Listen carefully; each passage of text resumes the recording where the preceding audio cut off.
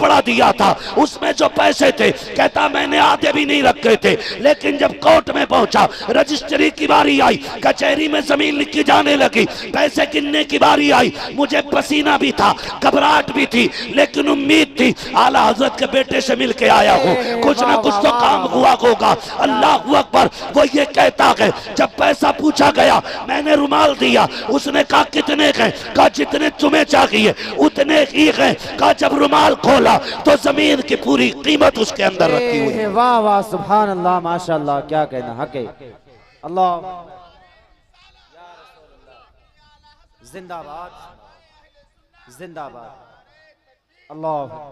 वो भाई जब मुर्गे तुम खाओगे तो दर्द कौन सुनेगा।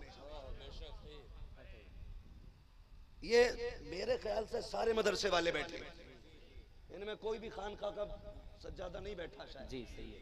मैं गारंटी से कहता हूं इस वक्त के जो हालात कशीदा मदरसों के हैं, मदरसा चलाने वालों से पूछो मेरी कौम 10-10 रुपए इकट्ठा करते हैं किस चीज के लिए? अपने कपड़ों के लिए, बीवी के जोड़े के लिए नहीं ना, किस चीज के लिए? ताकि तेरे मेरे बच्चे के सीने में कुरान आ जाए, इसलिए 1 रुपया इकट्ठा करते हैं। हमारी कौम इनको 10 रुपए देती है। मैं तुम्हारे पीर का दुश्मन नहीं, लेकिन हक बागदार रसद, जो जिसका हक है उसे दो, पीर को नजराना दो, लेकिन ज़कात मदरसों को दो, फितरा मदरसों को दो, कुर्बानी का चमड़ा मदरसों को दो। ये आग लग गई मदरसों की तरक्कियों को जिस दिन से पीरों ने ज़कात वसूल करना शुरू कर दी। अब तो इतना बेगैरत पीर मार्केट में आया है, आके लेट जाता है, 8-8 दिन कमरे से नहीं निकलता है, न एक वक्त की नमाज से मतलब है, न रोजे से मतलब है, खाता है नाक तक। अगर कौन नमाज पढ़ ले कहता मदीने में पढ़ के आया हूँ। वो बेगैरत अगर नमाज वहां पढ़ी है तो रोटी भी वहीं खा के आनी चाहिए। वाह वाह वाह वाह वाह माशाअल्लाह, क्या बात है। वाह वाह वाह वाह, क्या बात है, क्या बात है, क्या बात है। इस्लाम का तमाशा नहीं बनने देंगे। क्या बात है।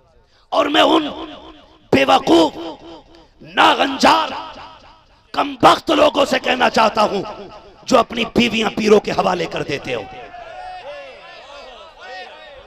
कान खोल के सुनो, कौम का बेड़ा गर्क हो रहा है, कौम का बेड़ा गर्क हो गया। हमारी आंखें नहीं खुली हैं, इसे अकीदत कहते हो, इसे अकीदत कहते हो। खुदा की कसम हम बेटियों की इज्जतों के रखवाले होने चाहिए।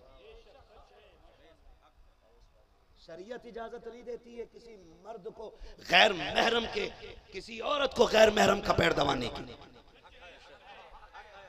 मैंने ताजुश शरिया सरकार को देखा, सुने, हाथ कंगन को आरसी क्या, पढ़े लिखे को फारसी क्या। भाई सुन ले बहुत गौर से, हमने पीर देखे, पीर और पैर भी देख रहे हैं आज, पीर भी देखे हैं और पैर भी देखे हैं। एक कलंदर मजार के अंदर लेटा है बरेली में, उसके तकवे का जवाब नहीं है, और एक कलंदर बिलग्राम शरीफ में बैठा है, उसके भी तकवे का जवाब नहीं है। जाके देखो, मैंने बिलग्राम शरीफ में ऐसे लोगों को देखा जो अंधे थे, उनकी दुआओं से आंखें मिल गई हैं, आंखें मिल गई हैं। मगर कब हुआ? जब इन्होंने तकवा इख्तियार किया। ताजु शरिया मुरीद फरमाते थे ना, तो अगर इत्तेफाक से औरत की आवाज आ जाती थी तो तड़प जाते थे। किसकी आवाज है? हुजूर, औरत अंदर, बाहर करो। कपड़ा लगता, किबाड़ बंद होते, हजरत इधर से तौरात कहते और कहते बच्चियां इतनी आवाज से दोहराएं कि उसकी आवाज हमारे कानों तक ना आए। इसे तकवा कहते हैं। जो 3 घंटे औरतों से पैर दबाए वो गुंडा हो सकता है, पीर नहीं हो सकता।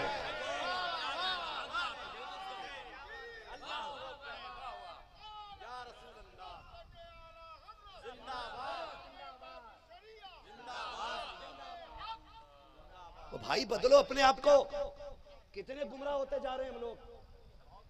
पीर का मतलब है बंदे को खुदा से जोड़ दे।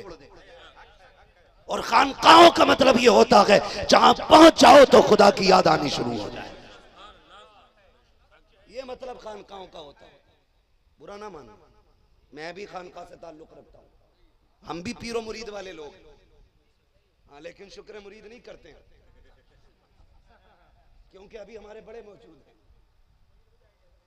बड़े मौजूद है, मैं नहीं करता हूं। मगर मैं एक बात आपको बताता हूं, पीरा मुरीदी का जहां तक मसला है ना, खानकाहें दिल साफ करने के लिए होती है, दिमाग गंदा करने के लिए नहीं। आज जैसी पहुंचो ना, कहो जी बब्बन का क्या हाल है आपके गांव में, कहो हुजूर वो तो फलामिया का मुरीद है, हजरत वो ऐसे ऐसे कह रहा था आपको। जितना बड़ा चुगलखोर है इतना ही बड़ा पीर का चहीता है। ये कड़वी सच्चाई है, जो देख रहे हैं वो बता रहे हैं। जितना बड़ा चुगलखोर है उतना ही पीर का लाडला है। ऐसा नहीं होता। सुने, एक जमाने के दो बुजुर्ग हैं। एक बुजुर्ग को शरफुद्दीन याहिया मुनीरी कहा जाता है, दूसरे बुजुर्ग को शमशुद्दीन रहमतुल्लाह तआला अलैह कहा जाता है। एक शरफुद्दीन याहिया मुनीरी और एक शमशुद्दीन देहलवी, दोनों बहुत गहरे दोस्त, दोनों बहुत गहरे दोस्त। एक दिन शरफुद्दीन याहिया मुनीरी रहमतुल्लाह तआला अलैह अपने दोस्त शमशुद्दीन देहलवी से मिलने के लिए दिल्ली तशरीफ लाए। मैं तुम्हें खानका समझा रहा हूं, अल्लाह करे ये बातें भेजे में आ जाएं। मेरी माँ बहनें भी ना, इनके पेट में दर्द हो जाए तो करवा दिया किसी ने, सर में दर्द हो जाए तो करवा दिया किसी ने, कमर में दर्द हो जाए तो करवा दिया किसी ने, घुटने दर्द करें तो करवा दिया किसी ने। ऐसे ही बेगैरत बैठा है वो तावीज बेचने, कह रहा तुझ पे 6 का साया है, तुझ पे 18 का साया है। वो बेगैर तो जिन पे नबी का साया नहीं होता है उन पे ऐसे ही बेगैरतों का साया होता है।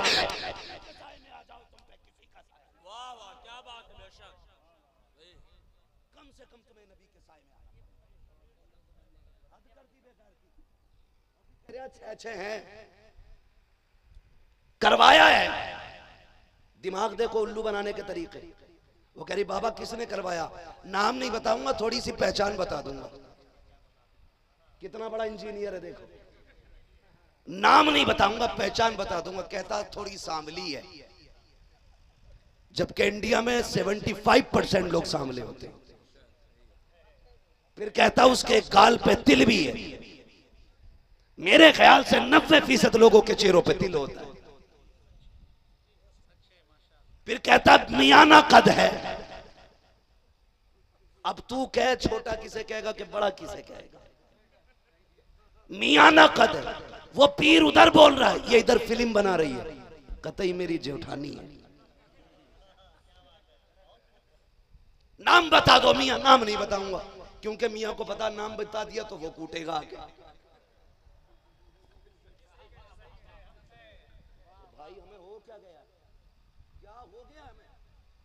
औरतें पहले नहीं थी, सारे जादू आ जाएगा। पहले ये टोने नहीं थे। खुदा की कसम खा के कहता हूं, अगर बेटियां नमाजी हो जाएं, कुरान की कारियां हो जाएं, ऐसे ऐसे भक्तों पर एतमाद करना बंद कर दें जो लूटने के लिए बैठे हैं। सारा एतमाद मदीने वाले पे करें। खुदा की कसम, अगर बेटियां फजर के बाद यासीन पढ़ें, इशा के बाद सूरे मुल्क पढ़ें, ना कोई जादू हो सकता है ना कोई टोना हो सकता।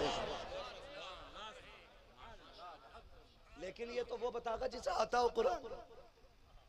पीर साहब को खुद कलमा नहीं आ रहा, ऐसे अटक अटक के पढ़ लिया जैसे इसकी रूह निकल रही है।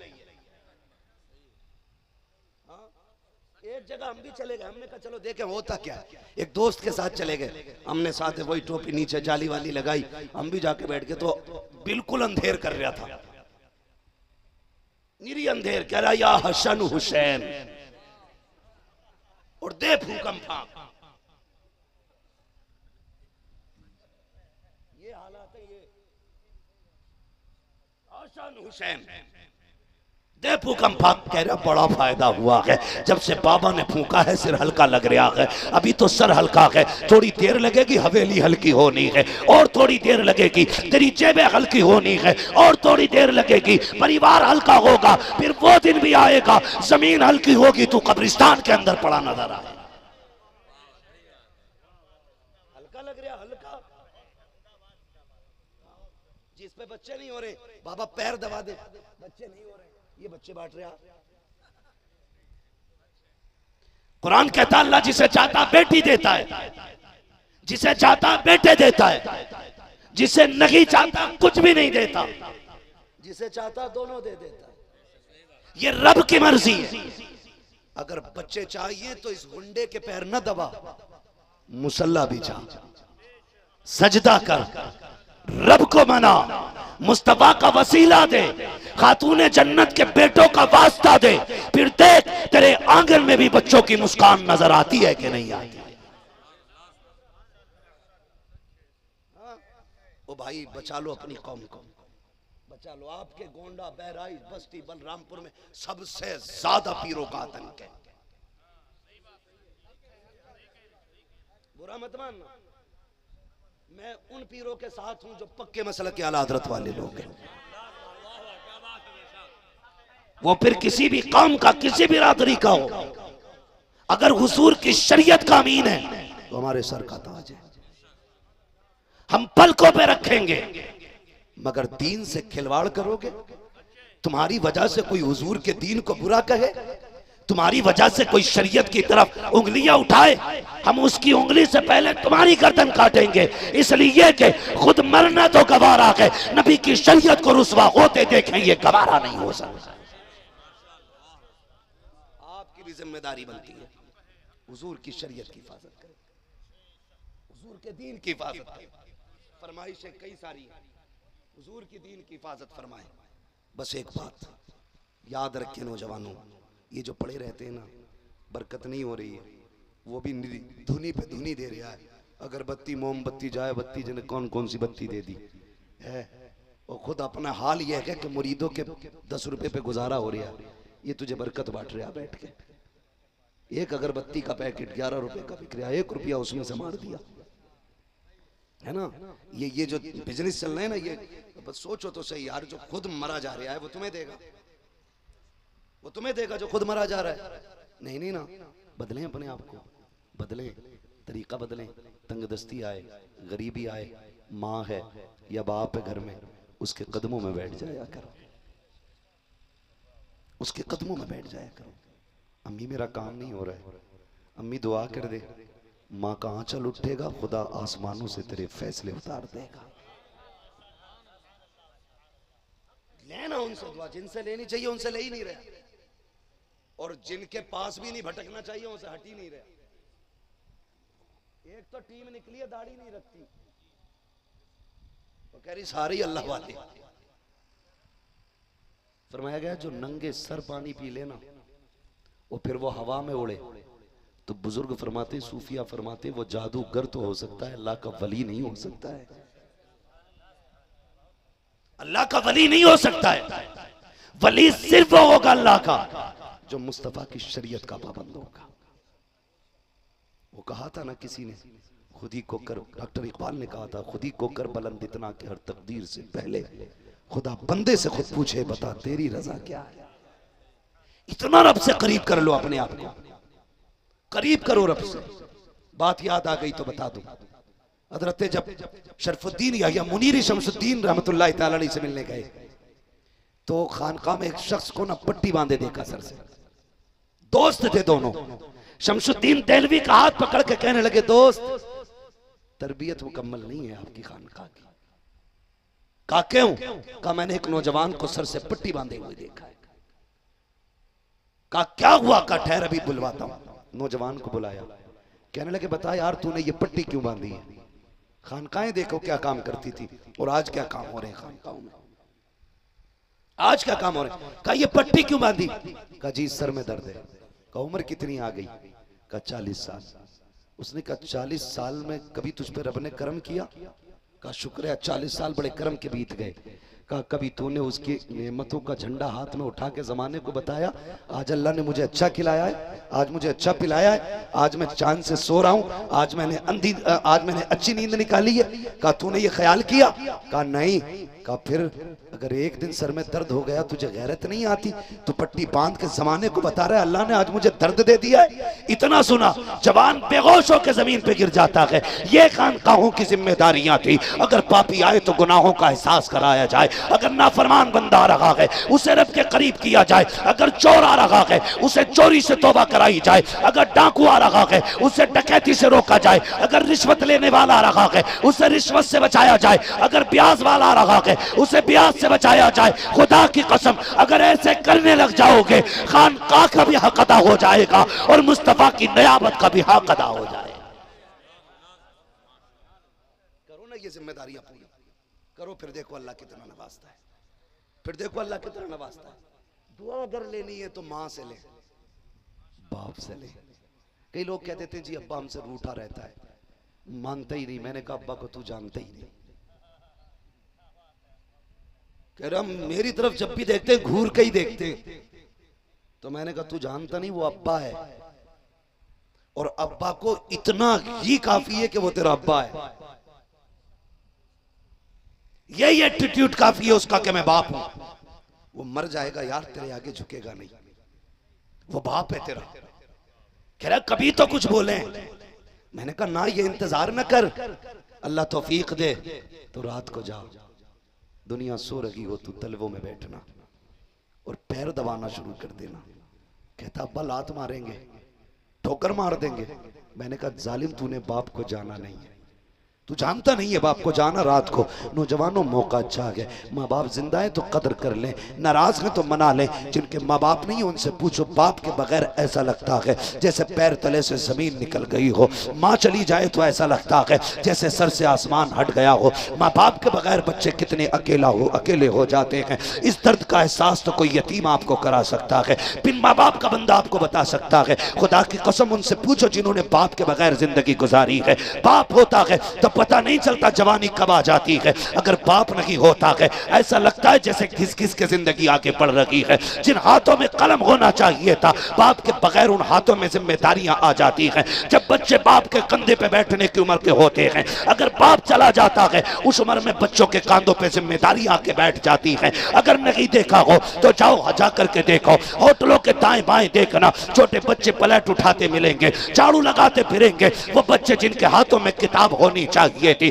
जिनकी उंगलियों पे कलम की रोशनाई लगनी थी, आज उनके हाथों में गाड़ियों का काला तेल लगा हुआ है, ग्रीस लगा के, मोबिल लगा के। उनसे पूछो तो सही, ओ यार इस उम्र में ये हाथ काले क्यों है? रो के कहेगा मेरी भी तमन्ना थी, काश मैं भी स्कूल में पढ़ता, मुझे भी लेने के लिए मेरा बाप आता। लेकिन जिस दिन से बाप जनाजे में लेटा है उस दिन से हसरतों का जनाजा निकल गया है। मैंने तालीम का शौक भी भुला दिया है। मैं पढ़ना चाहता था, माँ ने एक दिन मेरा हाथ पकड़ के कहा, ए बेटे तुझे पता है बाप दुनिया से जा चुका है। बहन समझदार होती जा रही है, बेटे जो कुछ पैसा था वो तेरे बाप के इलाज में लग चुका है। ए मेरे लखते जिगर नूरे नजर, अगर तू भी पढ़ने चला जाएगा हमारे घर का खर्चा कौन उठाएगा? बहन की जिम्मेदारी कौन संभालेगा? कहा था बेटे अब बस्ता रख दे, अब ये बस्ता उठाने का वक्त नहीं है, अब जिम्मेदारियां उठाने का वक्त आ गया है। अगर बाप सलामत है तो अल्लाह का शुक्र अदा करना, उसकी बारगाह में सजदा करना। मालिक तेरा एहसान है, तूने बाप जैसी दौलत सलामत रखी है,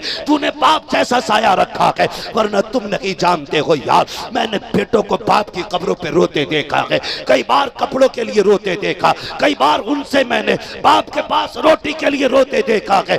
ये जमाने में बड़े लोग जालिम हो गए हैं, कोई किसी का दर्द समझने के लिए तैयार नहीं। हम उन्हें कपड़ा बांटते हैं जो वीडियो में खड़े होकर के लेने आते हैं, हम उन्हें पैसा देते हैं जो अपनी वीडियो बनवा के हमारी तारीफ करके जाते हैं। कभी हॉस्पिटल जाके देख, कभी कब्रिस्तान जाके देख, तुम नहीं जानते हो, खुदा की कसम सर्दी आती है ना तो तेरे मेरे बच्चे गर्म कपड़ों में लेटे रहते हैं और कोई बच्चा बेचने आता है, हम आवाज दे के कहते छोटू क्या बेच रहा है, का मूंगफली है, का कितने की दे रहा है, का 10 की 50 ग्राम है। हम उससे बहस करते हैं कि नहीं नहीं 8 की 50 ग्राम दे, 10 की 150 ग्राम दे। ये कह करके उस गरीब को दबाया जाता है। और यार कभी उसके पैरों में झांक के देख, तेरे बच्चे को अगर ठंड लगती है तो इसे भी तो सर्दी लगती होगी, इसको भी जाड़े का एहसास होता होगा। देख इसके पैर की टूटी जूतियां देख, ये तुझे बताएंगी। मैं यहाँ बिला वजह नहीं आया हूँ, आज बाप होता तो मैं भी गर्म कपड़ों में लिपटा बैठा होता। कल की जिम्मेदारियों ने बाहर खड़ा कर दिया है और उसके बाद हम उसे जलील करते हैं, डांटते हैं, दबाते हैं, 2-4 रुपए कम देते हैं। कभी ये ना किया करो, अगर मजबूर देखा करो 10-5 ज्यादा दे दिया करो। इधर गरीब राजी होगा, उधर मदीने वाला राजी हो जाए। हाँ? अल्लाह भला करे आपका। अपने बापों की इज्जत करना यार, इज्जत करना। बाप के बगैर जीना दुश्वार नहीं, मुश्किल हो जाता है, मुहाल हो गया इस दौर में जीना। कोई नहीं जीने देता है, कोई नहीं जीने देता। वो एक बंदे ने एक दिन आर्टिकल छापा, उसने लिखा कि एक अमीर अपने बाप की कब्र पे फूलों की चादर के लिए किसी नौकर को फोन कर रहा था। उससे कह रहा था मेरे अब्बा की कब्र के लिए 1000 रुपए की चादर लेके आओ, इतनी देर में फाता पढ़ लेता हूं। जब वो फाता के लिए बैठा तो किसी कब्र के पास से रोने की आवाज आई। उसने गर्दन उठा के देखा, कोई बच्चा बाप की कब्र पे बैठ के कह रहा था अब्बा उठे, मेरे स्कूल की फीस नहीं जमा हुई है, मुझे स्कूल से निकाल दिया गया। ओ यार यतीमों के साथ सिला रहमी किया करो, यतीमों के साथ नरमी से पेश आया करो।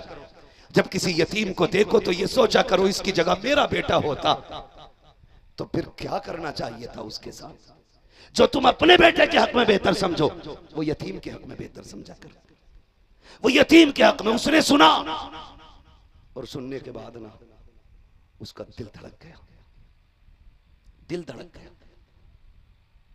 आज भी मैं ऐसे कितने गरीबों को जानता हूं कि बाप के बगैर उनके घर में कई कई दिन के फाके हुए हैं। नाम लेने की इजाजत नहीं, वरना मैं नाम और एड्रेस पूरा देता।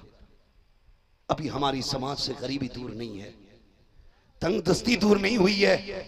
आज भी हमारी समाज में यतीम फाके से सोते हैं, आज भी बेवा के सर पे चादर नहीं होती है, आज भी इतनी गुर्बत है समाज में। माफ कीजिएगा, और हमने सारी जिम्मेदारी मजारों और पीरों पे चढ़ावे की ले रखी है। हर साल पेंट कराते हैं 50,000 का मजार पे, हर साल 2 लाख का काम कराते हैं पत्थर लगा के। ये लाजिम नहीं है कि मजारों को पक्का किया जाए, ये जरूरी नहीं है कि इनका रंगो रोगन बढ़ाए जाएं। इससे ज्यादा जरूरी है तब मजार वाले की तरफ से किसी यतीम की साल भर की फीस भरी जाती।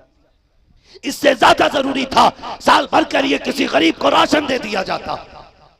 खुदा की कसम अगर तुम ये अमल करते ना तो मजार वाला भी राजी हो जाता, काबे वाला भी राजी हो जाता। लेकिन हमारी सारी तवज्जो ना इस वक्त मजार पे लगी है। मेलों में ज्यादा तवज्जो है, चादरों पे तवज्जो है, रंगो रोगन पे तवज्जो है। मैं उर्स की मुखालफत नहीं करना, उर्स करना अहले सुन्नत की पहचान है। उर्स करें लेकिन शरीयत की हदों में रह के करें। हाँ, और ऐसा उर्स जिसमें लड़कियां बेटियां जाती हों वो उर्स नहीं, तमाशा और मेला है। ऐसी महफिलों में मेलों में जाना हराम है, जाना हराम है। ओ भाई ये तुम्हें वो नहीं बताएंगे जिनका नुकसान है, ये हम बता रहे हैं आपको, हम बता रहे हैं आपको। जरूरत है आज कौम की तरफ तवज्जो करने की। बाप के बगैर जीना मुश्किल होता है, बाप के साए के बगैर कितना अकेला होता है बंदा कोई नहीं सोच सकता। जा बाप से माफी मांग ले, कह रहा नहीं मांग सकता, मेरा बाप बहुत गुस्से का तेज है। मैंने कहा जा बैठना उसके कदमों में, खुदा की कसम तुम्हारा बाप कितनी भी गुस्से का तेज हो उसके पैर दबाने बैठ जाना। उसकी आंख खुलेगी, वो पूछेगा कौन है, गर्दन झुका देना, कुछ ना कहना। फिर देखना वो गलती तेरी होगी, आंख में आंसू तेरे बाप के होंगे।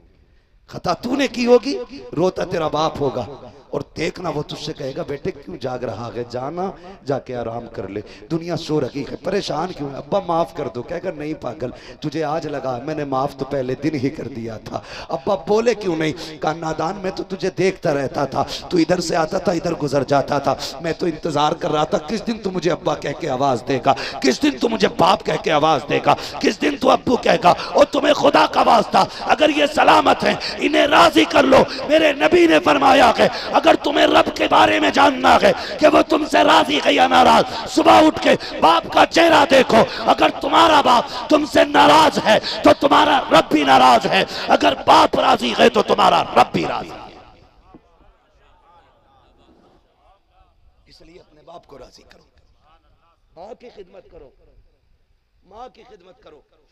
ये बुढ़ापे में ना इसने एक छत बनाई थी, पूरी जिंदगी में एक छत बनाई थी इसने, 10 बाई 20 का एक कमरा पाटा था, उसी में तुम्हारी रोटियों का भी इंतजाम था, उसी में बहन के हाथ भी पीले करने थे तेरे, उसमें तेरी माँ की इज्जत भी बचानी थी इसे, और उसी 500 रुपए की मजदूरी से इसने 10 बाई 10 की एक छत डाली। और ये इसलिए डाली थी कि जब दुनिया अपनी साए से महरूम करेगी तो मैं अपने इसी छत के साए में आके बैठूंगा। इसलिए एक बाप छत डालता है, लेकिन तबाही हो उन बेटों के लिए जो बुढ़ापे में बाप को उसी छत के नीचे से निकाल देते हैं। बहुएं कहती हैं बेगैरत कि अब्बा बड़े बूढ़े को घर में नहीं रहना चाहिए, और शर्म आनी चाहिए। बेगैरत पूरी जिंदगी तो बाहर गुजरी है, इसने 40 साल बाहर काट दिए ताकि बच्चों को परवान चढ़ा सके, इसकी कमर झुक गई कमाते कमाते ताकि बच्चे सुकून से रह सके, आज इसकी कमर झुक गई है। तुमने इससे कह दिया कि तू घर में रहने के लायक नहीं है, जब ये इस काबिल था तो घर में इसका पैर रुकता कहाँ था, तुम्हारी माँ रोकती रहती थी, आज काम पे ना जाइए, तुम्हें बुखार है ये कहता था, अगर मैं ना गया शाम को बच्चे क्या खाएंगे। ये बुखार में भी बच्चों के लिए कमाने गया, ये सर्दी में भी कमाने गया, ये भीगता हुआ बारिश में कमाने के लिए निकला। दुनिया कहती थी मरेगा क्या, तो ये कहता था अपनी मौत से ज्यादा प्यारी बच्चों की जिंदगी है, मैं बच्चों के लिए निकल रहा हूं। आज तुम कह देते हो कि तेरे लिए घर में जगह नहीं है, शर्म कर, आज ये घर इसी के लिए है, तेरे लिए नहीं है। आज जिन बापों को देखो कि दोपहरी में किसी की स्लिप के आगे बैठे हैं, किसी के पेड़ के नीचे बैठे हैं, किसी की दीवार के साए में बैठे हैं, तो समझ जाना इसके बेटे इज्जत नहीं करते हैं, बहुएं इसका ख्याल नहीं करती हैं। और नौजवानों अगर जन्नत चाहते हो अपने बाप को उठा के घर के साए में रखो, अल्लाह कयामत में तुझे अपनी रहमत के साए में रख ले।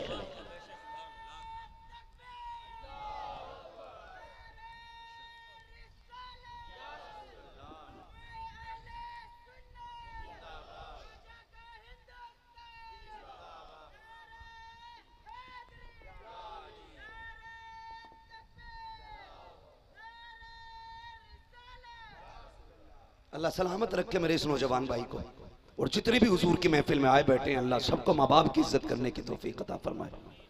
अल्ताफ भाई आपकी ये महफिल अल्लाह सलामत रखे आपको, बार बार दिल से दुआएं निकल रही हैं।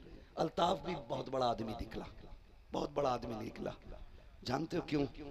अल्लाह सलामत रखे, माफ कीजिएगा आपकी इजाजत के बगैर ये बात बोल रहा हूँ, लेकिन मैं इस बात से भी कुछ समझाना चाहता हूँ। ये बहुत बड़ा निकला, ये हमसे भी बड़ा निकला, ये हम सबसे बड़ा निकला। इस बंदे ने मुझसे कहा कि बच्चों का हक निकाल के जितनी भी दौलत बचती है ना, मैं सारी उसमें से गरीबों का जो ज़रूरत होती है उसमें भी देता हूँ, किसी को मुट्ठी बंद करके, किसी को सामान जो भी करना मैं करता हूँ, लेकिन जो पैसा बचता है मैं हुजूर के जलसे के लिए संभाल के रखता हूँ। और मेरी ये तमन्ना है मैं जब तक जिंदा रहूं यूं ही हुजूर की महफिलें सजाता रहूं। बहुत बड़ा आदमी है यार, बहुत बड़ा आदमी है, खुदा की कसम बहुत बड़ा आदमी है, इतना बड़ा खुदा की कसम मुझे लगता है इसे मदीने वाले ने कबूल कर लिया है, हुजूर ने कबूल कर लिया है। इस शख्स की बातों से लगा जेब इसकी ये खर्चा मदीने वाले का है, जेब इसकी ये खजाना मदीने वाले का है। अल्ताफ मेरे भाई अल्लाह तुझे सलामत रखे, कितने आशिक आके बैठे देख, आज कितनी आंखें भीगी हैं हुजूर की महफिल में, आज कितने दिल लगे हैं हुजूर की महफिल से, एक एक बंदे की खबर हुजूर के मदीने जा रही होगी। एक एक बंदे की खबर हुजूर के मदीने जा रही होगी। तुम्हें खुदा का वास्ता बाप की इज्जत करना, उसे घर से ना निकालना। बाप बाप होता है, बाप बाप होता है। उससे पूछो ना औलाद कैसा रख रही है, अगर बेटे रोटी ना भी देना फिर भी कहता मेरे बेटे बड़े अच्छे हैं। अल्लाह सबको ऐसे बेटे दे, मुझे 3 टाइम खाना देते। और अगर बात खुल जाए ना, वो गिर जाए कभी चक्कर आके, क्या हुआ, कब भूख लगी है, खाना नहीं खाया, कहा नहीं, का कब से, का 3 दिन हो गए। फिर जब वो खुलता है तो यूं खुलता है, तुम तो कहते थे बेटे बहुत देते। रो के कहता मेरी तमन्ना ये थी मैं भले फाके से मर जाऊं, मेरे बेटे शहर में बदनाम नहीं होने चाहिए। अगर मैं बेटों के राज खोल दूंगा मेरे बेटे गलियों में नहीं चल पाएंगे, इसलिए मैं झूठ मूठ कहता रहा। मेरे बच्चे रोटी खिलाते, मुझे कई वक्त का खाना देते, बार बार पूछा करते ओ तुम्हें खुदा का वास्ता याद रखना, खुदा भी तब राजी होगा जब बाप राजी होगा, मुस्तफा भी तब राजी होंगे जब बाप राजी होगा। अगर बाप नाराज है तो काबे में भी जाके मर जाओगे, जन्नत तो क्या है, तुम्हें जन्नत की महक तक नहीं दी जा सकती। बात याद आ गई तो कह जाऊं, कह दूं, आखिरी बात है बस। जितने लोग सुनना चाहते हैं जरा कह दें या रसूल अल्लाह। माशाअल्लाह सारी महफिल जवान है, अल्लाह सलामत रखे। बस 10-5 मिनट की बात है। मां क्या होती है, तारीख में एक बहुत बड़ा नाम है, सरकार वैसे करनी रज़ी अल्लाह ताला, सब जानते हैं। खैरुत ताबईन आपको कहा जाता है। हुजूर के इतने बड़े आशिक कि ये जंगलों में ऊंट चराते थे। अगर कोई गुजर के जाता, पूछते कहां से आया, वो कहता हुजूर के मदीने से। तो कहते ला तेरे कदम चूम लूं, क्योंकि तेरे कदमों ने वो जमीन चूमी है जिस जमीन पे मेरा महबूब चला करता है। इतने बड़े आशिक अपने जानवरों का दूध उनको पिलाते, खिदमत करते, बैठा के कहते मेरे हुजूर से मिला था। वो कहता हाँ। तो कहते बता फिर मेरे नबी के लब कैसे थे, मेरे नबी का चेहरा कैसा है, वो बोलते हैं तो कैसा लगता है, वो हंसते हैं तो कैसा लगता है। बस इन्हीं बातों में खोए रहते थे। इश्क बेताब था, तड़प थी, लेकिन इश्क इतना होने के बावजूद हुजूर से मुलाकात न कर सके। सहाबा ने, हुजूर ने सहाबा की महफिल में हज़रत उवैस का जिक्र छेड़ा, सारी बातें कह के कहा मेरा बड़ा दीवाना है। सहाबी बोल पड़े या रसूलल्लाह इतना बड़ा दीवाना तो मिलने क्यों नहीं आया।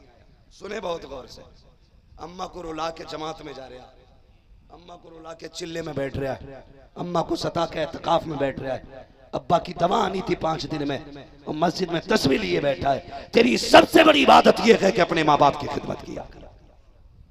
एक से आप ही आगे दूर से माँ बाप को छोड़ा है, या रसूलल्लाह जिहाद में शरीक होकर के शहीद होना चाहता हूं। मेरे नबी ने कहा क्यों, कहा ताकि कयामत में मैं भी शहीद कहलाऊं, मैं भी शहीदों की सफ में हो जाऊं, मैं भी जन्नती हो जाऊं। महबूब फरमाते हैं पीछे कोई है, या रसूलल्लाह है ना। कहा कौन, का माँ बाप है। कहा किस हाल में छोड़ा है। हुजूर जानते थे, क्यों ना जाने, बरेली के इमाम कहते हैं और कोई गैब क्या तुमसे निहा हो भला, जब ना खुदा की छुपा तुम पे करोड़ों दुरूद। कोई छोड़ा पीछे, जी आका कौन है। कहा एक माँ है, एक बाप है। किस हाल में छोड़ के आया। कहा हुजूर मैं उनका इकलौता बेटा हूं। माँ कह रही थी छोड़ के न जा, तू हमारा इकलौता है, तू सहारा है हमारा, हम कमजोर हो गए, मगर हुजूर जज्बा शहादत ने बेकरार किया, मैं रोता हुआ छोड़ आया।